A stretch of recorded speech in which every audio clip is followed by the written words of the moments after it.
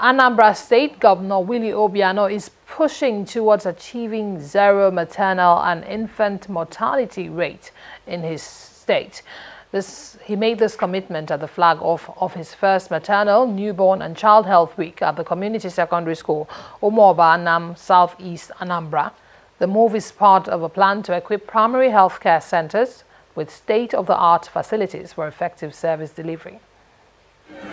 Umoba Anam in Anambra, Southeast Nigeria, is just one of several communities where the first maternal, child and newborn week is taking place in the state. But the governor, Willie Obiano, has chosen to make this his stop for the flag-off ceremony.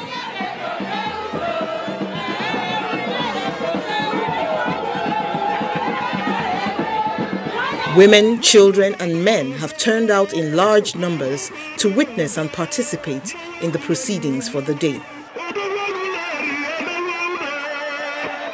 Governor Obiano starts the ceremony with some uplifting statistics for the state. Maternal mortality rate dropped by 100,000 from 274 to about 93 now, and we want to make it zero.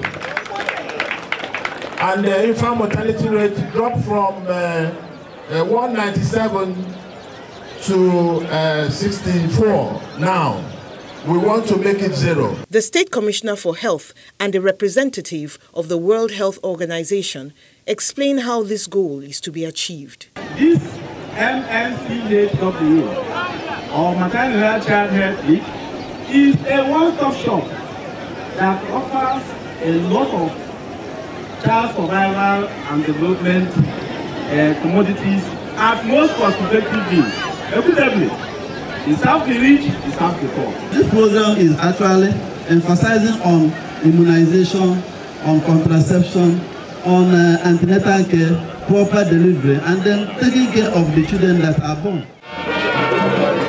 The governor then administers vitamin A and anti-worm medication to children and schools the adults in the use of mosquito nets. The state government has also provided speedboats to make it easier to access hard-to-reach locations in the state.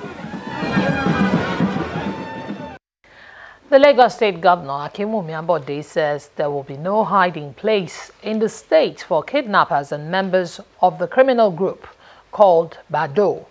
The governor, who was speaking today at the commissioning of the rehabilitated fire service in Ekpe, appeals to traditional rulers in every part of the state to keep their communities safe and lead the youths through the right path. In the meantime, Governor Ambode has again assured parents of the 6 kidnapped students of the State Model College Igbonla, Ekpe, that their children will be returned safely. Also today, the state governor restated his commitment to arrest and prosecute any identified land grabber to assure residents and investors of safety of their property. He says the essence of the land reform is to unleash private enterprise in the state. Governor Akinwumi Ambode was speaking at the commissioning of the upgraded and redesigned land registry in the Lands Bureau Secretariat at Lausa. In the meantime, as government officials in Lagos and Ogun State seek a lasting solution to the serial killings by suspected cult group popularly called Bado, the Ogun State Police Command is warning residents against jungle justice. The Commissioner of Police at Ahmed Eliasu handed down this warning in Ogijo, a border town with Ikorodu, where 2 suspected members of the Bado cult group were hacked down and burnt by irate youths. He urged the residents to be more security conscious.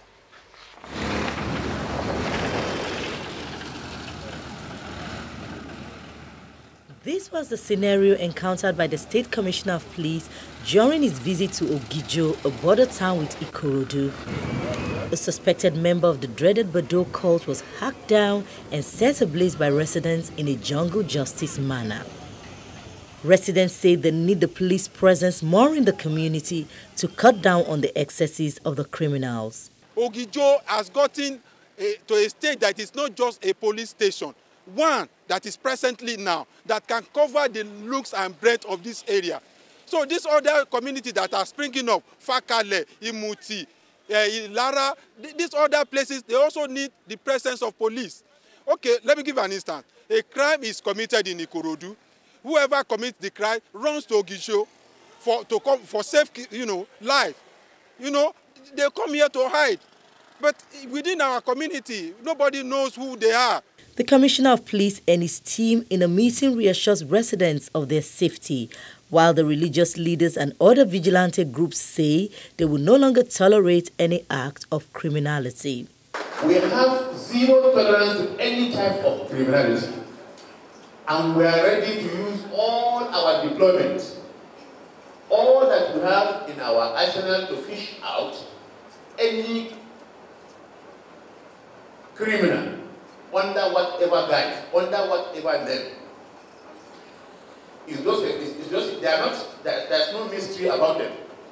But the orientation is that we must do what is required by law, not going into what we call jungle justice.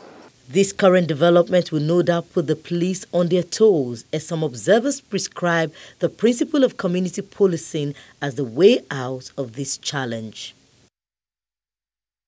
Now, still on crime control, the Cross River State Police Command has arrested one Mr. Christopher Achibong, a 55-year-old retired traffic warden, for defiling a 9-year-old girl in Calabar, the state capital. The Commissioner of Police, Hafiz Inuwa, says the incident occurred when the victim was lured to while running an errand.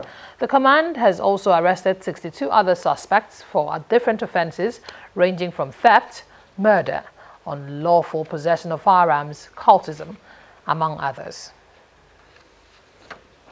Male of 55 years old and a retired traffic warden defiled a 9-year-old girl. The incident occurred when the victim was lured to go and pack some wood from the suspect's uncompleted building. When she resisted, he threatened to spiritually kill her. Suspect, when arrested, confessed to the crime and will soon be charged to court. In conclusion, while the command enjoined all cross-riverians to go about their local businesses without any fear of molestation, they should not relent in giving us useful information as to the activities of the men of the underworld, and must always confirm their facts and figures before sending same for the consumption of the general public to avoid spreading false or misleading information.